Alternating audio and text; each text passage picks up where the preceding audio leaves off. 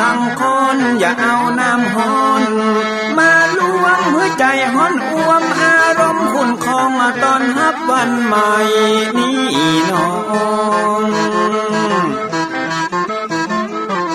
ของได้น้อมเอานำทำคำสอนของพระชินวรประเสริฐเลิศล้ำ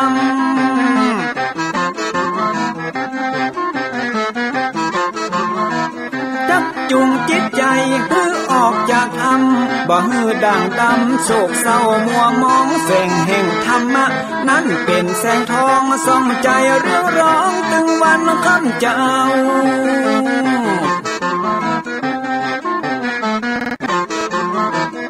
เอาศีลมานำเอาธรรมมาเฝ้าคือจิตใจเฮาจุ่มเย็นฝ่าฟันทุกเข็นต่อไปไปหน้าจะบ่ไหววันแต่หนึ่งเชิญพี่น้องมาฟังรายการธรรมะเบิกบานตอน6 โมงเจ้า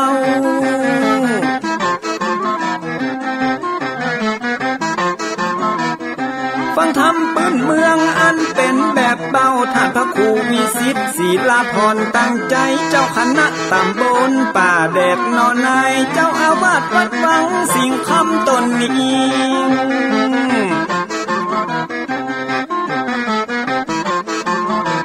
อนุรักษ์ของเก่าล้านนาก่อนกี่คือลูกหลานเฮาตีเกิดมาด้วยกันรักษาของดีเก่าเกลือได้อยู่กู้ถิ่นล้านนาฟังทำแล้วของแผ่วจิตใจเหมือนป่าอยู่ในนาทีนั้นนาม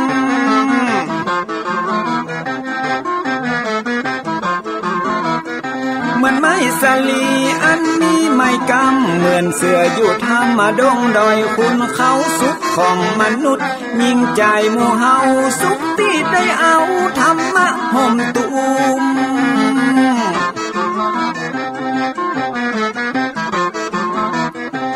ใจคนใดมีธรรมห่อหุ้มใจคนนั้นจุมใจบ้านมันอยู่วิมานเวียงวังจันแก้วบ่มีในเต้าแล้วน้อง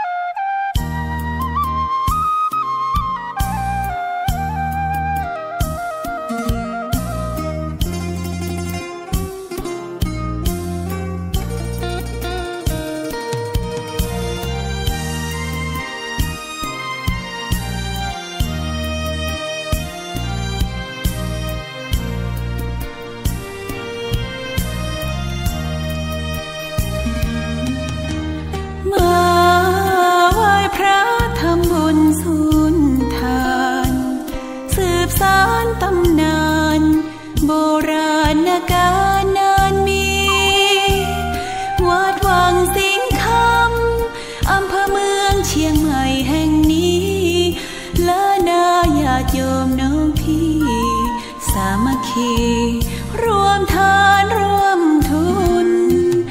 วัดวังสิงห์คำรู้กันทั่วคอนพระครูวิสิทธิ์ศิลาภรณ์เทศสอนให้พรเกื้อกูลเจ้าคณะตำบลป่าแดดหน่อเนื้อนาบุญเจริญพรญาติโยมคุณร่วมบุญร่วมแรงศรัทธาพระเจ้าทันใจคู่วัดวังสิงห์คำบารมีเลิศล้ำญาติโยมเลื่อมใสบูชาครูบาเจ้าศรีวิชัยให้พรมวลมิตรสิทธาพระประจำวันเกิดเสริมดวงชะตาให้อาหารปลาหน้าวัดสุขใจเชิญร่วมบุญส่งน้ำพระธาตุ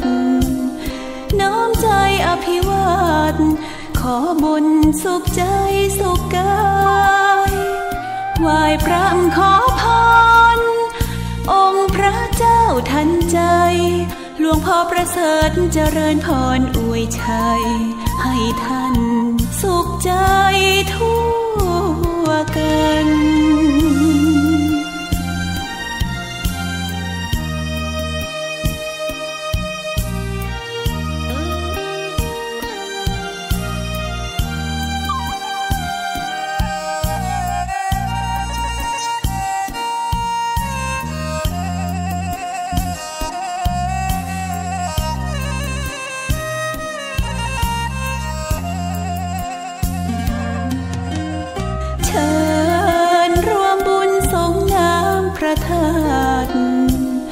น้อมใจอภิวาทขอบุญสุขใจสุขกายไหว้พระขอพรองค์พระเจ้าทันใจหลวงพ่อประเสริฐเจริญพรอวยชัยให้ท่านสุขใจทั่วกัน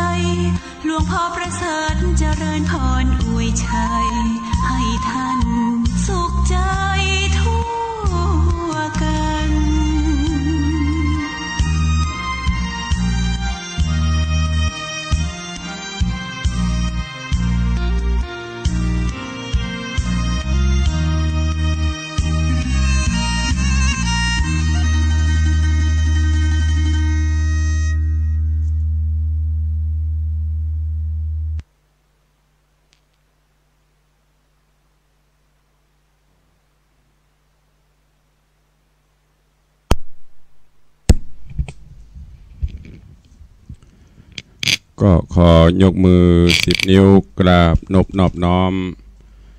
ยังพระติรัตนเกี่ยวเจ้าตั้ง3 ประการ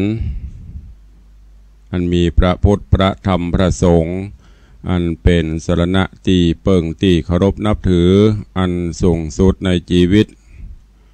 ขอกราบคารวะแตบไตไวสาปารมีธรรมพระมหาเถรานุเถระครูบาสังฆเถระเจ้าอันหมายมีพระเดชพระคุณหลวงปู่พระพรหมมงคลที่ปรึกษาเจ้าคณะภาค7เจ้าอาวาสวัดพระธาตุเจ้าสลีศรีจอมทอง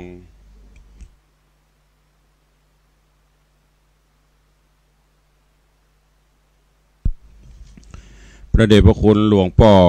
ท่านเจ้าคุณพระเทพโกศลที่ปรึกษาเจ้าคณะภาค7เจ้าอาวาสวัดศรีโสดาพระอารามหลวงพระเดชพระคุณหลวงป่อท่านเจ้าคุณพระธรรมราชานุวัตรเจ้าคณะภาค6เจ้าอาวาสวัดพระแก้วจังหวัดเชียงรายพระเดชพระคุณหลวงป่อท่านเจ้าคุณพระเทพปริยัติเจ้าคณะจังหวัดเชียงใหม่เจ้าอาวาสวัด7 ยอดพระอารามหลวงอำเภอเมืองเชียงใหม่ครูบาสังฆเถระเจ้าภิกขุสงฆ์สามเณรจุตนจุองค์ด้วยความเคารพเจริญสุขเจริญปอนญาติโยมศรัทธานาบุญพุทธบริษัททุกท่านขอน้อมต้อนรับทุกท่านเข้าสู่รายการมรดกธรรมกำเมืองต่างสถานีวิทยุวัดฝ่ายหินตำบลสุเทพอำเภอเมืองจังหวัดเชียงใหม่สถานีวิทยุวัดหนองกายตำบลสันปะยางอำเภอแม่แตงจังหวัดเชียงใหม่สถานีวิทยุพระพุทธศาสนาจังหวัดเชียงรายและวิทยุชุมชนเสียงตามสายห่อกระจายข่าวตามวัดวาอารามตามหมู่บ้านต่างๆพร้อมกันนี้เจริญปอนญาติโยมที่ได้ติดตามรับฟังสัญญาณจากวิทยุออนไลน์ของวัดฝ่ายหินและต่างเว็บไซต์ของวัดวังสิงคำอยู่ในเวลานี้รายการนี้ดำเนินโดยอาตมภาพพระครูวิสิทธิ์ศิลาภรณ์เจ้าคณะตำบลประแดดเจ้าอาวาสวัดวังสิงคำตำบลประแดดอำเภอเมืองจังหวัดเชียงใหม่เป็นผู้ดำเนินรายการขอสุมาอภัยเจ้าวันนี้เข้าสถานีจ้าไปหน่อยมาจ้าดีกว่าไม่มาช่วงนี้อากาศก็รู้สึกว่าจะร้อนหนาวเมื่อเจ้าบางวันก็เย็นบางวันก็ร้อนแต่ว่านี่ฝนก็คงจะตกหลายตีแต่ตีวังสิงคำนี่เงียบปิ้งมีกระลมบ่ได้หายแซบมืดครึ้มขลุ่มก็อยู่ในช่วงที่บนห้องแบบมันยังก็ฝน5 เย็นยังบ่ตกเตื้อถ้าฝน5 เย็นตกลงมานี้มันก็จะเริ่มหนาวซะหน่อยแต่ในหัวในเวียงนี้ก็คงบ่หนาวเน็บเพราะว่าสภาพระบบนิเวศต่างๆมันเปลี่ยนไปละบ่เหมือนเมื่อก่อนเป็นป่าคอนกรีตไปนักเมื่อก่อนนั่นมันเป็นป่าเป็นที่ดินการถ่ายเทของอากาศมันดีไอดินไอน้ำประทบกันแต่ช่วงมาปัจจุบันนี้มันขึ้นมายากเพราะโดนคอนกรีตทับก็เลยอบอ้าวหน่อยนึงอากาศจะอินเนอร์ก็รู้สึกว่าค่อนข้างจะต้องหมั่นดูแลสุขภาพร่างกายของอัตมภาพก็บางวันก็ยัง2-3 เจ้ามานี่รู้สึกว่าวัดจะเริ่มถามหาพ่องละคันหน้าคันตาจะจามจะไอเสียบคอพ่องเนี่ยเสียงแหบเสียงแห้งพ่องเพราะฉะนั้นก็ต้องขอสุมาอภัยกับญาติโยมศรัทธานาบุญเนอลูกเนอลูกกันได้แล้วเนอ ไผ่ยังบัดลุกไผ่ยังบัดตื่นเตื้อ6 โมงป่ายแล้วเนอะ6:15 นาทีละลุกได้แล้วแสงเงินแสงทองจับขอบฟ้าสัญญาณบอกว่ารุ่งอรุณวันใหม่มาถึงแล้วเตรียมเนื้อเตรียมตัวอาบน้ำอาบท่ายามเจ้าอากาศสดชื่นแจ่มใสไหว้พระสวดมนต์ทำสมาธิเสร็จแล้วก็มาแยกคิดว่าวันนี้จะทำอะหยังพ่องแต่ว่าผ่านไปแล้วยี่หยังก็ไม่ได้ละ อันไหนที่มันอันไหนที่ควรจะเสริมจะเติมเพิ่มเติมดีก็ทำวันนี้อันไหนที่มันผิดมันพลาดก็แก้ไขไปเวลานี้ก็เลิกงามยามดีลุกกันได้เนอะ6 โมงป่ายละทำสำรับกับข้าวหุงหาอาหารแล้วก็เตรียมเนื้อเตรียมตัวต้องไปทำการทำงานกันตามปกติวันนี้ก็จะได้เอาธรรมเทศนาทำก้อมแห่มมาเทศให้ญาติโยมได้รับฟังเนอะแล้วก็วันต่อไปก็กวยทำฟังทำเรื่องทำข้าวญาติโยมทั้งหลายโดยเฉพาะอีพ่ออีแม่พ่ออุ้ยแม่ป้าเฮาตันทั้งหลายก็บนห้องว่าถ้าเป็นตะวันก็ประเด็นนี้เริ่มจะ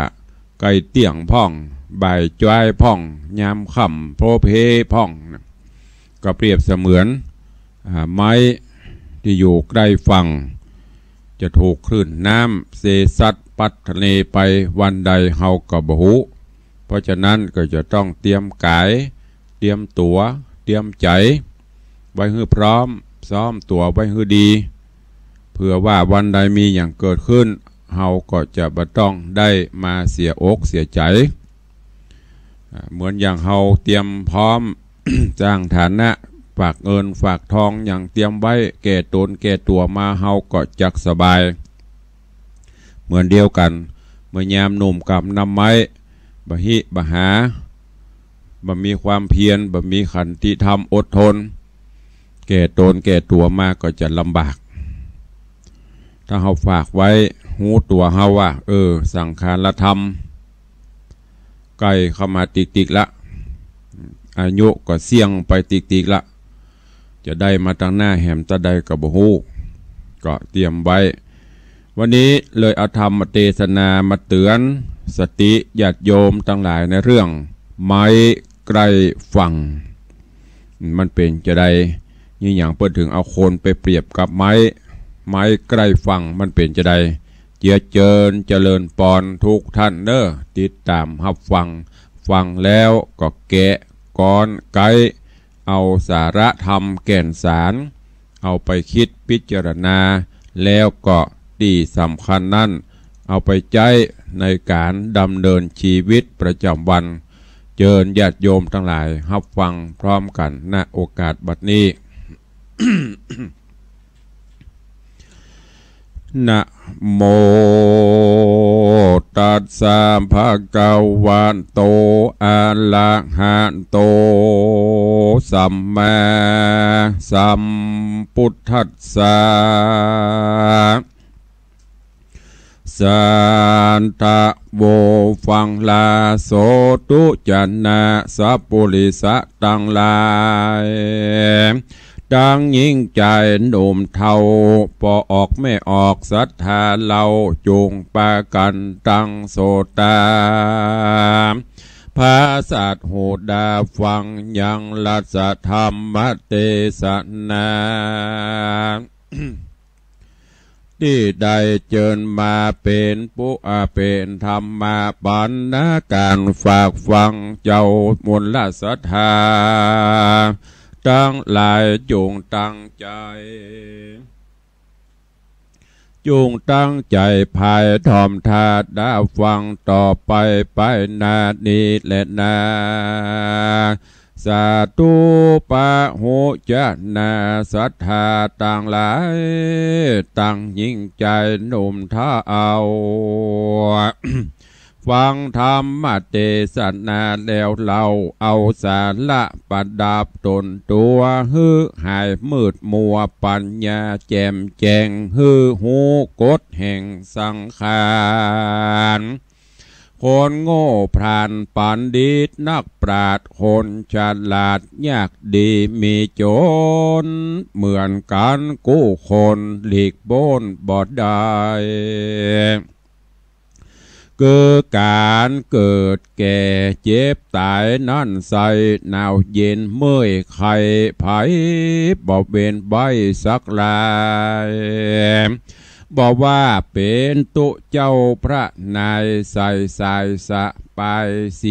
4849ก่อนนี้บ่โป้นพระธรรมคำสอนเราบ่โป้นพระสงฆ์องค์เจ้าเทศและสวดอภิธรรมฟังฮีบสั่งกุศลผลบุญประจำเมื่อบอกไว้วำชีวิตความนาอย่าได้มกมูลตัณหาเป็นนี่เป็นขาลืมหลังลืมนะบอกเกิดทำบุญลมหายตายสูญหวังบุญเตื่อมกรรมมันจวดล้ำล่าควายวางเปิ้นแผ่ภายส่วนบุญกุศลไปฮือก็ไกลหมื่นตือแสนวานั่นแหละนาสัทธาตังลาหายที่เตไปมาคนตายใกล้กาวิญญาณหนีจากเหลือสรีระซากร่างกายเปรียบเหมือนต้นไม้เหี่ยวแห้งก้นตายไผจะข้ามกายก็ตึงบะหูไผจะอู้ก็บ่ได้ยินเอาเข้าหือกินก็กินบอดใดเอิ้นบอกไว้จำผีฟังธรรมหันอยู่ประจำยามตุเจ้าเทศปูนดีหน้าสังเวชแต่นอคนเฮาปัญญาเบาโง่งมงายบ่หูคนที่บ่ตายยิงใจจุผู้ยังจะกล่าวอูกวนธรรมเทศสอนธรรมะยังบ่จดจำที่เปิ้นแนะนำบุญกรรมบาปกลายังว่ามีนาบอกผีฟังธรรมเจ้าพุทธบัญชีมีมากนาดนำพิศนาธรรมโบราณแบบบ้าเอาสถานหนุ่มเท่าจงพิจารณาใจปัญญาย้อนพอตัวเก่าตายละขับเน่ากินแห่งใจจะไปเปิ้งภายนั่นเต้บอดใดบาปบุญชั่วหายเป็นของภัยมันจะขึ้นสวรรค์พันลงมอนะหกตกลงสู่ห้องอบายบ่มีทนายอุทธรช่วยแก่ที่เปิ้งแต่ศีลที่เปิ้งแต่ศีลธรรมอัตตาหิอัตตโนนาโทตนและเป็นที่เปิ้งของตนดังนี้ไปใจดังกล่าวจีเตสนามาปุถุจานะคนเฮาเกิดมานักหนาป่าป้านหลายปันล้านตัวโลกาล้วนอวิชชาปิดบังห่อหุ้มเปียกจุ่มโลภะตัณหากิเลสนะอยากมีอยากใดหิหอมไว้ใจบ่มีวันปอทุกใจแต่นอมนุษย์ลุ่มตายทุกหาเลี้ยงใส่เหมือนการจุคนละเวเหโหนขึ้นเหนือล่องไตมอกกุ้มใจกินตัน มัชชิมามีปอปามานบ่มีภัยบ่เป็นภัยมานเดือดร้อนไปนาสารโดดยินดีมีสุขล้นฟ้าบ่ไปแข่งตากับภัยจัดก่อเวรภัยเมื่อหลุนปุ่นลาป้นจี้ฆ่าโคตรโกงตายโหงเปื้อนคาข่าวอยู่ในหน้าหนังสือพิมพ์ลงไปกดไปโกงตายโหงเสียจ้อยองค์พระยอดซอยกล่าวร้อยบาลีว่าหะทันนะฮะนันติโภกะทุมเมทังความว่าโภกะทรัพย์ย่อมคาเขาเจ้าของอันแหความตรีป๋องบอดใดปัญญาบอดใดมีเขาของไว้เหมือนดาบสองคมนั่นแต่ละนาพอออกไม่ออกศรัทธาต่างหลายกว้างศอกยาวาแผ่นดินถมนาที่กังปัจจาสุสานสมบัติหลักฐานเอาตัวไปบอดใดปริศนาธรรมกล่าวว่าที่ใดติดตาม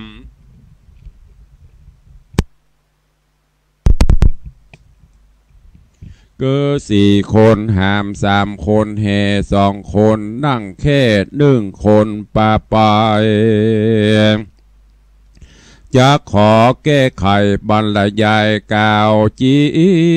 ได้แก่ธาตุ4ดินน้ำลมไฟแตกดาบไปนานเตื้อเล็กเตื้อหน่อย3สหายติดตามจองหอยโลภะโทสะโมหะเนี่ยหื้อต่ำก้อยมองขีกุศลอกุศลมีพร่ำพร้อม1 คนนอบน้อมนำไปได้แก่จิตใจถ้างามผ่องใสก็ได้ไปเกิดจันทร์ฟ้าเลิศวิมานคำถ้าจิตใจมืดดำกำก็จักนามไปเกิดตีกำเนิดห้องอบาย2สหายคอยรออยู่ท่ายามจากโลกลาเมืองโคนทำดีชั่วหายบาปบุญกุศลกรรมตัดสินบนหลีกบนบอดได้ทำดีชั่วไปกรรมตอบสนองสมบัติเงินทองประกันบอดใดสมกับกรรมก่อนข้าวจ้อยบาปไว้นาว่าร่างกายมนุษย์ตายแล้วก็สูญเหลือแต่บาปบุญปาไปโลกละบาปบุญกุศลไปรออยู่ท่าในสัมปรายาภพตนที่เคารพกราบไหว้ปูชาได้ตรัสภาษาบาลีกล่าวไว้ว่ากัลยาณกาลีกัลยาณังปาปะกาลีจะปาปะกังไขความฮือฟังทำดีได้ดีทำชั่วได้ชั่วดังนี้จะขอกล่าวจี้ฮือหายบรรเทามนุษย์คนเฮาฝรั่งอังกฤษเจ๊กจีนมอนไทยแบ่งไว้3 วัยนับตั้งแต่เกิดมาเอากำเนิดจากต้องมันดาเติบใหญ่ขึ้นมาอายุตีคา24 25ไว้แก่กล้าสดใส ปาธามะใบจะเลินใหญ่คืนสนุกครึกครื่นส่วนเสเฮเฮฮาสาวหกควายครบ50 วาษาเรียกมัชชิมาใบกลางขวบข้าเอา60 ปีปลายร่างกายแก่เท่าเขี้ยวฟันเบ้าเฟือนครอนไผ่ไฟปานสอนออกดอกผมหัวออกสูนสานผิวหนังยันหดหูปากจะอู้ฟู่บ่ปอดังหูโซตังตึงหนวกอู้ดังจวบจวบก็บ่ได้ยินตาดำดินเกยหันทวนทีก็มารีบรีมัวฟังลูกนั่งก็โอยครางเจ็บปวดแม่บีบกันนวดคืนวานมัจจุราชไล่ตันย้ำเท่าเลยล่วงเขาปัดชิมมะไวเหมือนน้ำนองไหลรินหลังท่วมตาฟังยะโยดปังโลงบ่มันคงมันเตี้ยงหูความเงียงไปแม่มูลละสัทธาตีฟังอยู่จำไว้เนื้อปืกูกรรมฐานฟังไปเมินนานก็ยังมาเจ็บหลังปวดโกนบ่หูเก้าต้นปลายทำฟังเป็นประจำตามประเพณีแบบเบาฟังตั้งแต่หนุ่มเทาลู่หนุ่มลวดเถิงแก่เทา น้ำธรรมคำสอนพระพุทธเจ้าบ่ไหลหลังเข้าในจิตใจฟังไปอู้ไปเอาเสียงวันใหญ่ม่วนใจเจ้าอันแกนสารคำสอนบ่เกิดสอดดันสติปัญญาเปิ้นสาก็สาบไว้ก็ไว้ตามที่หันไว้นั้นเนินนาปอออกแม่ออกศรัทธา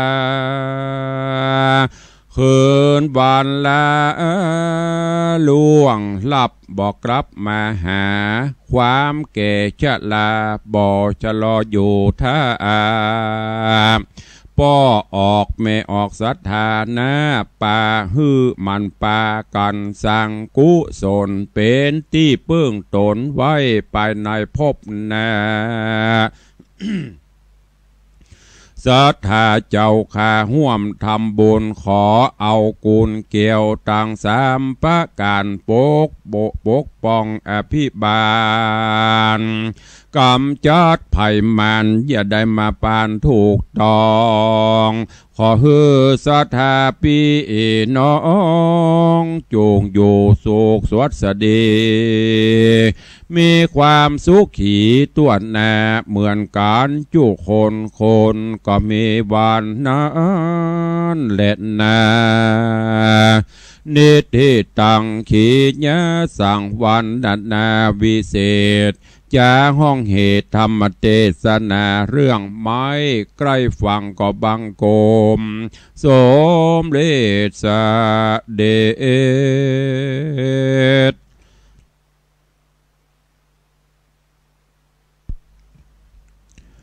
วันนี้ก็ได้ฟังธรรมก้อมนำมาเทศนาฮือญาติโยมทั้งหลายได้สดับรับฟังกันยามเมื่อเจ้าอากาศสดชื่นเย็นสบายตื่นมาได้ฟังน้ำฟังธรรมได้ข้อคิดเตือนจิตเตือนใจ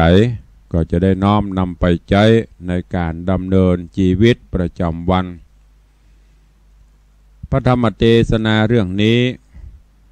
เตือนสติเฮาอันหยังสอนอันหยังกำเฮาพ่องทำเรื่องนี้ได้ได้เอ่ยถึงกับสังขารธรรมการเวียนว่ายตายเกิดของคนเฮานั้นเปิ้นแบ่งเป็นวัยปฐมวัยตั้งแต่แรกเกิดมาถึงประมาณ25 ปีมัชชิมปฐมวัยมัชชิมวัยก็ตั้งแต่25 ปี26 ปีขึ้นไป ถึงประมาณ50 ปีหลังจากนั้นก็จะเป็นปัจฉิมวัยเฮาท่านทั้งหลายก็ยังอยู่ในวัยไหน อยู่ในวัยปฐมวัยกามัชฌิมวัยกาหรือว่าปัจฉิมวัยแต่จะอยู่ในวัยใดก็ตามขอให้มีศีลมีธรรมให้มีธรรมะเอาหลักธรรมคำสอนขององค์พระผู้มีพระภาคเจ้า ขอสุมาเนอะอย่างที่บอกเริ่มละเสียงวัดไวมาถามหาเอาศีลเอาธรรมของพระพุทธเจ้าน้อมนำมาคิดพิจารณาเอามาใจมันสร้างบุญกุศลผลบุญไปบุญกุศลนั้นใช้ก็เป็นของเฮาแล้วก็จะเป็นเสบียงต่างเฮาเมื่อเฮาล้มหายตายจากอย่างที่เฮาไปงานศพงานสากเฮามักมาก่อนเพิ่นจะถามกันเป็นปริศนาธรรม4 คนหาม3 คนแห่1 คนนั่งแค่2 คนปาไปอย่างแต่เดี๋ยวนี้ไม่ได้ยินละบ่ค่อยได้อู้ได้จ่าได้ได้ถามกันเรื่องพวกนี้จะไปอู้กันเกี่ยวกับเรื่องเศรษฐกิจเรื่องอย่างปุ่น4 คนหามก็คือเฮาท่านตลาดของฮู้กันละอีป่อยแม่ก็ได้แก่ธาตุทั้ง4ดินน้ำลมไฟติมาผสมจุ่มนุ่มปรุงแต่งให้เป็นสังขารธรรมตนตัวเฮาท่านทั้งหลายเนี่ยวันใดวันหนึ่งธาตุทั้ง4เกิดบาลานซ์กันลมขี้ค้านยาการกาดินค่อยแตกย่วกาน้ำค่อยแห้งไปกายหรือว่าไฟค่อยฮ้อนไปกายก็เริ่มแปรปรวนละพญาติพยำเข้าถามหาแต่ถ้าวันใดธาตุทั้ง4ดินก็ดีน้ำก็ชุ่มช่ำลมก็พัดสบายไฟก็บรรนาวบ่ฮ้อนบอกอุ่นๆบอกม่วนอันนั้นสังขารเฮาก็ไปได้สบายเนี่ยมันปรุงแต่งขึ้นมาเป็นตัวเฮานี้3 คนแห่ก็ได้แก่บางท่านบางองค์บนกระแปเป็นอนิจจังทุกขังอนัตตาที่ผสมที่มันแห่แหนเต้นเต้เฮานี่บางพ่องก่อกามะตัณหาภาวะตัณหาวิภาวะตัณหาอันนี้เป็นเกี่ยวกับหลักธรรมแปลเข้าไปได้หมดที่มันรวมเล่าแห่แหนเต้นเต้เฮาถึงวันนี้จะแห่เฮาไปทางใดถ้าเอากามะตัณหามากๆในกามารมณ์หรือภาวะตัณหาอยากเป็นอันนั้นอันนี้ใครได้ใครมีวิภาวะตัณหาหมู่นี้ถ้าเฮามาโบกหลงอยู่นี้ก็เดือดร้อน3 คนแห่1 คนนั่งแคร่ก็คือนั่งบัญชาการนั่นก็คือพญาจิตราชก็คือจิตใจเขาเนี่ยหัวใจเขาเนี่ยดวงเดียวอย่างที่ว่าใจเป็นนายกายเป็นเบา บางเตื้ออยู่ใจอยู่ห้องตัวอยู่ห้องนอนใจมีติ้งอาการพุ่นแหละใจไปหั่นไปนี่ล่ะวอกแวกเป็นแบบเปรียบเสมือนลิงบุดบังไปวิ่งมาอันเนี้ย1 คนนั่งแคร่บัญชาการต่างๆนานาแม้แต่ใจตัวเก่าเฮาบางเตื้อเฮาก็ยังไว้บ่ได้ไว้ใจบ่ได้วันนี้กินข้าวงาแล้วกุ้มไปไหนสักตีนอนสักกรรมมันจะบอกหมอกหืนนะบ่ได้ก็เดี๋ยวควายมาเปิ้นเอิ้นเหนือเอิ้นใต้อันนั้นเดี๋ยวไปละใจมันก็บอกแวกเหมือนลิงเหมือนบอกเพิ่นว่าถ้าเฮามีเฮาจะเอาอย่างมามัดมาปราบมันก็นอกจากศีลจากธรรมมัดกังมันพอได้ถ้าเฮาปล่อยให้มันตัณหาตาหันเกิดขึ้นมันไปโดยโลกอันเนี้ยเพิ่นฮ้องว่า1 คนนั่งแคร่2 คนปาไปก็คืออ้ายบาปกับปีบุญเมื่อเฮาสิ้นชีวิตลาลับจากโลกนี้ไปไผขับรถเบนซ์ไปตัวพ่องไผกำโฉนดที่ดินเข้าไปตัวพ่องไผกำกุญแจเซฟไปตัวพ่องปกเงินปกทองที่เมื่อมีชีวิตอยู่อันนี้ของกูนาก็ของกูสตางค์ก็ของกูอันนี้ก็ผัวกูอันนี้ก็เมียกูลูกกูของกูพอปังกระดังสิ้นลมหายใจไม่ใช่ของกูสักอย่างอย่าเมื่อเป็นคนจะกินจะตานกลัวผ่านกลัวเสี่ยงตายแล้วเขาแบ่งกันหมดอย่างที่ อาตมาหรือครูบาอาจารย์เปิ้นเคยชี้แนะชี้นำเทศธรรมให้ฟังตายไปแล้วลูกหลานตันเต้าเขาก็แบ่งสรรปันส่วนกันไปตามอัตภาพของเขาบ่มีไผเอาอย่างไปตัวแล้วก็บ่มีไผไปตัวเฮาอย่างที่เปิ้นบอกไว้น่ะทรัพย์สินเงินทองส่งตึกโรงพยาบาลลูกหลานตันเต้าส่งตึกศาลาไปเหี่ยวเคยได้ยินก็ลูกไผโดดเข้ากองไฟตายโดยพ่องเคยได้ยินกับผัวไผเมียไผโดดเข้ากองไฟตายไปโดยพ่องไม่มีเฮาต้องไปคนเดียวที่จะติดตามเฮาไปก็อย่างที่บอกนะไอ้บุญกับปีบาปไผเมื่อมีชีวิตอยู่สร้างกุศลผลบุญไว้นักละบาปอกุศลทั้งหลายบุญนั้นก็จะนำส่งนำปาฮื้อไปสู่ภพสู่ภูมิที่ดีที่งามหากสร้างบาปสร้างอกุศลไว้หลายบาปกรรมนั้นปีบาปเนี่ยก็จะนำปาเฮาไปสู่ขุมนรกต่างๆไปเป็นสัมภเวสีละเวเหโหนห้อนต่างๆแล้วเนี่ยอันนี้เป็นหลักในทางพระพุทธศาสนาที่ได้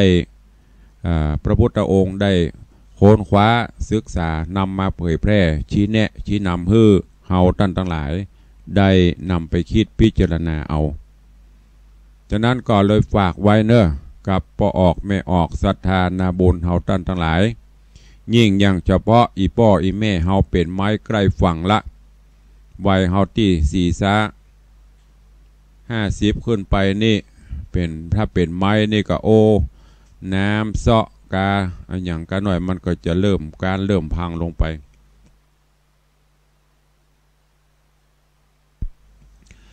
น้ำจะมาเจาะกาลมจะปัดวันใดกาเฮาก็บ่ฮู้ลองพอต้นไม้มาเฮาปลูกใหม่ๆนี่มันได้ปุ๋ยได้ยาดีอย่างอากาศเนี่ยมันก็ดี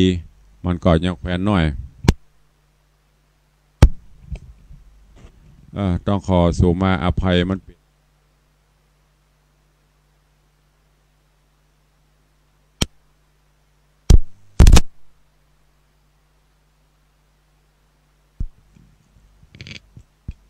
ไม่จะมีปัญหาซะหน่อยเนอะรู้สึกว่าเสียงมันบางเตือกลุดหายเดี๋ยวถ้าว่างถ้าได้เปลี่ยนเครื่องใหม่ใจมันมาเมินละเต็ดไปพอสัญญาณมันจะลดลงไปหายไปพ่องก็ถ้ามีอย่างก็ขอสู่มาอภัยเนอะก็เดี๋ยววันนี้คงจะแก้ไขกรรมญาติโยมเขาตั้งหลายขอฮือถ้าวัยเฮา50-60แต่วันเริ่มโผล่เพลละเฮาก็ต้องเตรียมกายเตรียมตัวเตรียมใจของเฮาเตรียมพร้อมซ้อมตัวเฮาไว้ให้ดีเพื่อวันใดวันหนึ่งเฮาจะต้องจากไปเฮาจะบ่ได้เสียใจบ่ต้องไปกองหับไผ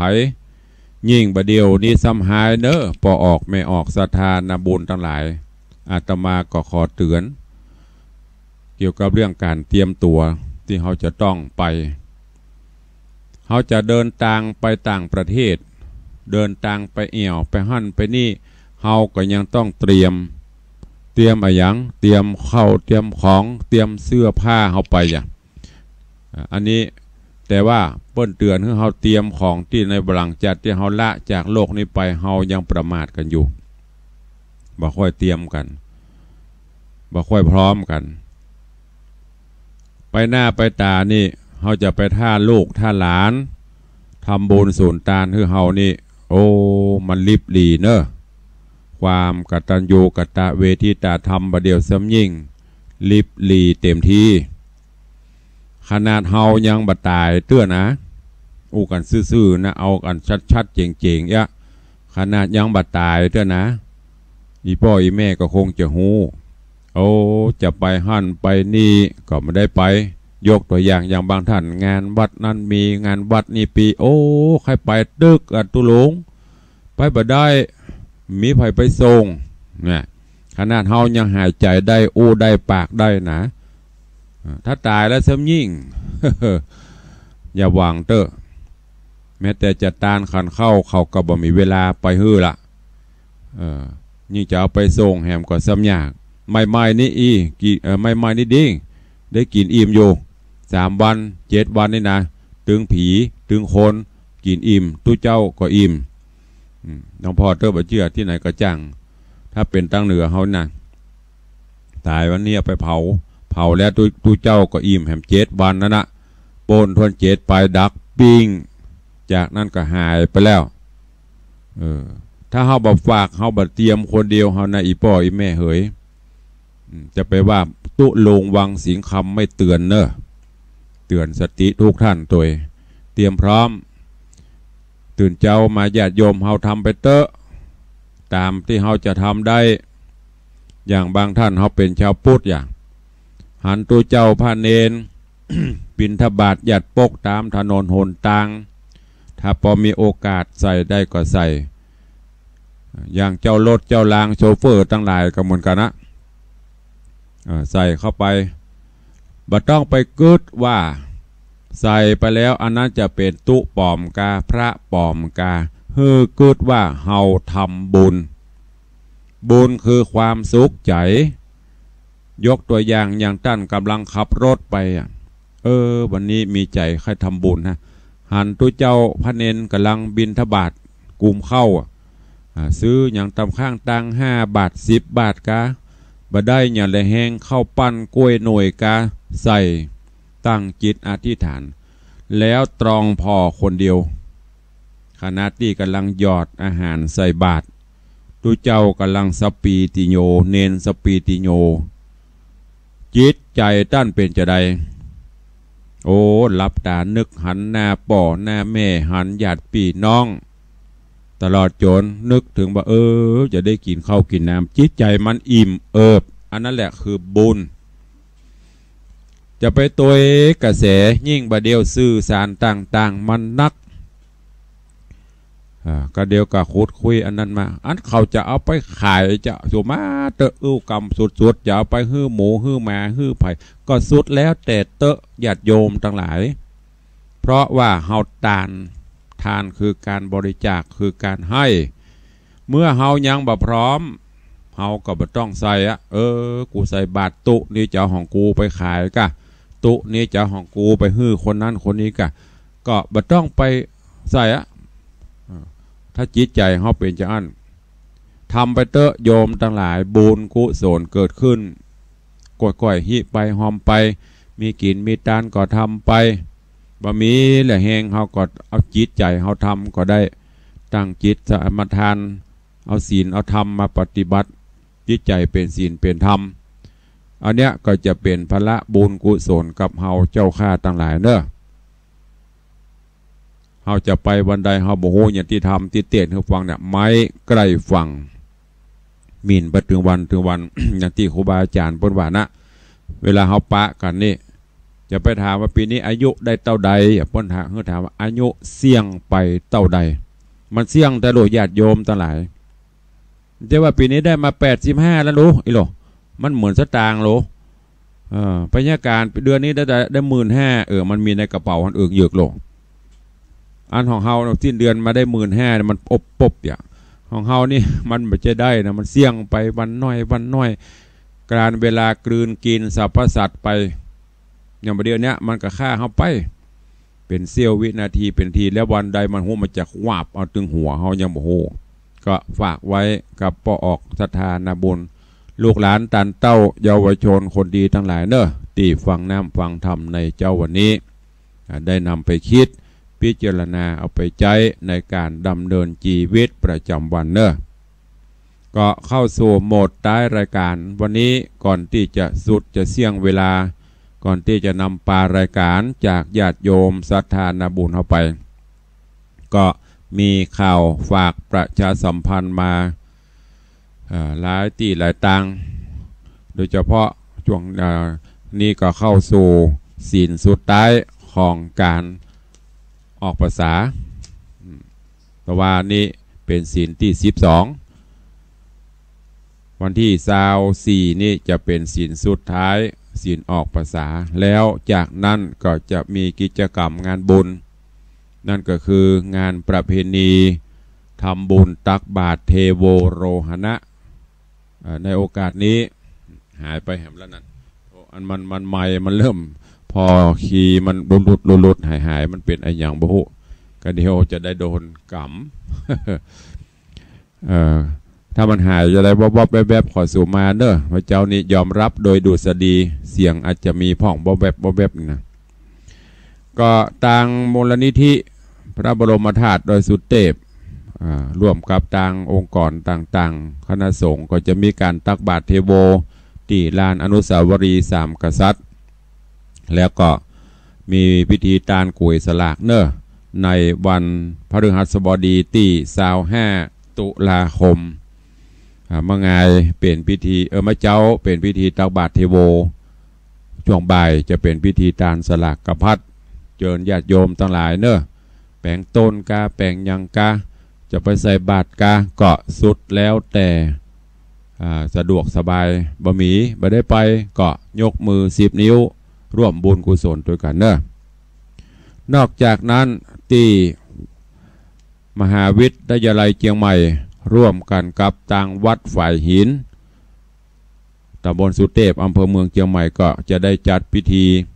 ทำบุญตักบาตรเทโวโรหณะเช่นเดียวกันโดยเฉพาะที่วัดฝ่ายหินนี้จะเป็นกิจกรรมที่ดั้งเดิมกว่าเปิ้นจะนับว่าเป็นแห่งแรกก็คงจะว่าได้เท่าที่ฮู้มันนะเมื่อก่อนนั้นก็จะมีวัดฝ่ายหินร่วมกับมชเนี่ยเปิ้นจะจัด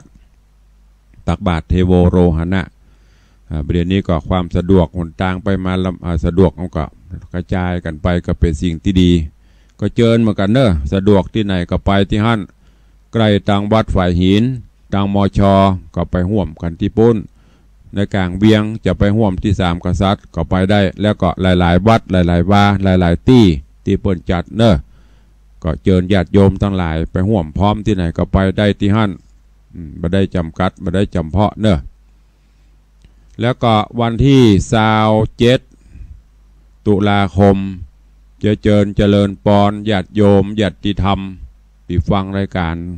ไปร่วมงานทำบุญทอดกฐินสามัคคีที่วัดฝ่ายหินเช่นเดียวกันในความอุปถัมภ์ของมหาวิทยาลัยเชียงใหม่ก็จะได้นำกฐินไปทอดถวายเพื่อทำนุบำรุงพระพุทธศาสนาที่วัดฝ่ายหินกำหนดการในวันที่27ตุลาคมที่จะถึงนี้ออกภาษาวันที่24 25 26 27ได้ 2-3 วันเปิ้นก็ตอดแล้วเนอะที่วัดวังสิงคำตำบลประแดดอำเภอเมืองเชียงใหม่จังหวัดเชียงใหม่ก็ขอเจริญปอนเจิญญาติธรรมญาติโยมแฟนรายการของตุลุงของอัตมภาพร่วมงานทำบุญทอดกฐินสามัคคีในเมตตาปารมีของท่านอาจารย์วารินทร์บัววิรเลิศพร้อมคณะศิษย์และคณะศรัทธาญาติโยมทั้งหลายจะได้ร่วมกันทอดถวายกฐินสามัคคีเพื่อสมทบเป็นกองทุนก่อสร้างกุฏิสงฆ์ของวัดในวันอาทิตย์ที่4พฤศจิกายน2561เวลาประมาณบ่ายโมงขอน้อมเอิญเชิญชวนญาติโยมศรัทธาเฮาเนอร์ได้ร่วมโมทนาสาธุบุญกุศลทอดกฐินโดยพร้อมเพรียงกันนอกจากนั้นก็มีญาติโยมที่ได้มาให้มาหอมมาห่วมกินห่วมทานกับต่างวัดก็หลายท่านหลายคนดังที่อาตมภาพ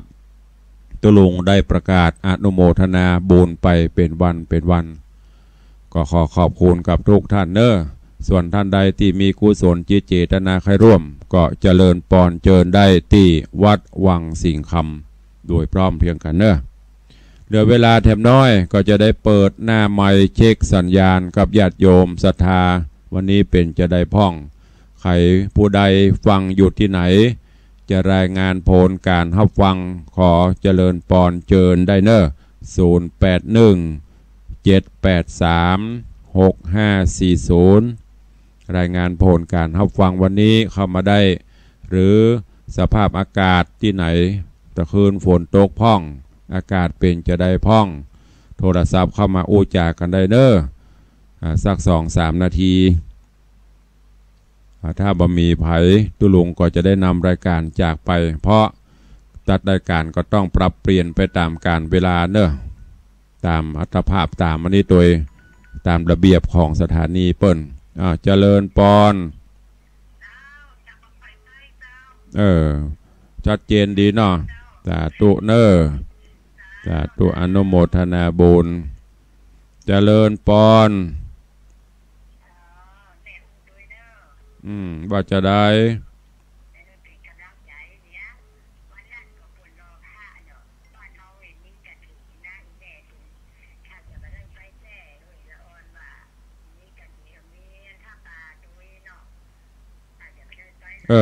บ่ได้มาก็บ่เป็นอย่างเนอะแม่เนอะบ่ต้องซีเรียสเนอะขอบคุณหลายๆเนอะสาธุเจริญปอนเนอะแม่จันดีบรรยายสาธยายจะมีงานก็บ่เป็นอย่างเนอะญาติโยมทั้งหลายไผได้มาก็ดีบ่ได้มาก็เป็นหยังบ่ต้องซีเรียสกับตุลุงในวัง แล้วแต่สะดวกสบายห่มได้นี่กันบ่ได้บังคับอันใดไผสะดวกก็มาเจริญปอนสัญญาณหลุดไปแล้วเนอะเอาใหม่เข้ามาใหม่เนอะฮัลโหลว่าจะได้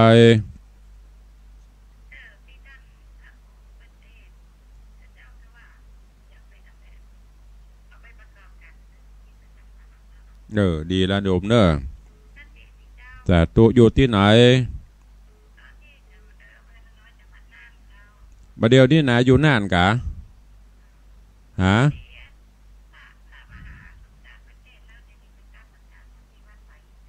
บัดเดี๋ยวนี้น่านลิงสัญญาณก่อ 91.5 กะโอ้โมทนาสาธุเนอะกุดเดือเปิ้นบลิงนะเพราะว่าเมินกับลิงบืดกับลิงอาตมาก็เลยบ่ได้ประกาศแต่ฮู้ว่าเปิ้นลิงเมินแล้วมันหายไปนะประเด็นนี้ลิงต่อแล้วเนาะ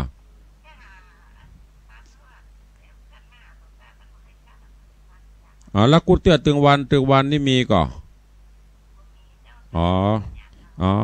วันนี้บุญตุลุงวังสิงคำได้ออกไปตั้งหน้านี่ตัวเนาะถ้าจะได้โยมก็ตัดใครฟังรายการจะได้โยมก็โทรเข้าไปที่สถานีวิทยุเนอะเปิ้นจะได้รู้ว่าโยมต้องการฟังถ้านักเข้าต่างสถานีเปิ้นก็จะได้อำนวยได้อย่างก็ จัดตามศรัทธาก่อนเปิ้นก็ลิงก์นะแต่หลังๆนี่มันหายไป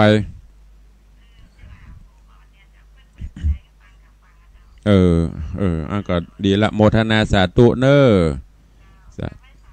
เจริญปอนเนอวันนี้ต่างนาน้อยจังหวัดน่านเปิดลิงก์สัญญาณออกเนอเจริญปอนพี่น้องต่างน่านคู่คนเนออันนี้คือเสียงจากตุลุงในวังพระครูวัดวังสิงคำตำบลประแดดเนอขออนุโมทนาบุญแต่ก่อนนี้ก็ได้ฟังกันหลายแต่หลังๆนี่เปิ้นบ่ได้ลิงก์ก็จะได้บ่ฮู้เนอถ้าจะได้ก็โยมต่างน่านให้ฟังเสียงตุลุงก็โทรศัพท์แจ้งเข้าไปทางพน.สถานีนาน้อยเปิ้นจะได้จัดเนอเจริญปอนขอบคุณนักเนอติดตามรับฟังตลอดเนอเจริญปอนเนอแม่กวงสันทรายรายงานผลเข้ามาขอบคุณตัวเอาแล้วเนาะเวลาห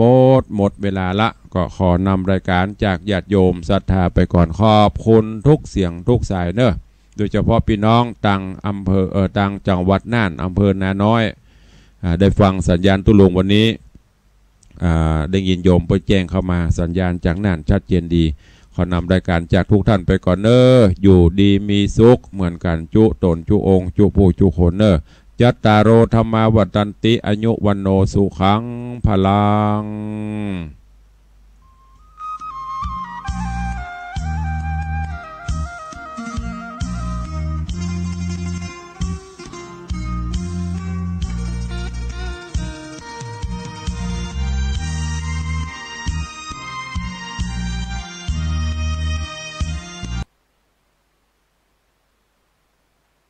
กระทรวงมหาดไทยยืนยันโครงการไทยนิยมยั่งยืนช่วยแก้ไขปัญหาให้ประชาชนลดความเหลื่อมล้ำและสร้างรายได้อย่างเป็นรูปธรรมและยั่งยืน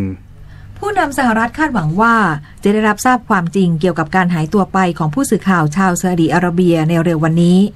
อธิชัยเพิ่มทรัพย์นักมวยสากลสมัครเล่นเยาวชนชายทีมชาติไทยได้รับเหรียญทองรุ่นน้ำหนักตัว60กิโลกรัมในการแข่งขันยูทโอลิมปิกเกมที่ประเทศอาร์เจนตินาต่อไปเป็นรายละเอียดของข่าวนายกรัฐมนตรีเตรียมเข้าร่วมประชุมผู้นำเอเชียยุโรปครั้งที่12ณกรุงบรัสเซลส์ราชอาณาจักรเบลเยียมพลเอกประยุทธ์จันทร์โอชานายกรัฐมนตรีพร้อมด้วยนายดอนปรมัตถ์วินัยรัฐมนตรีว่าการกระทรวงการต่าง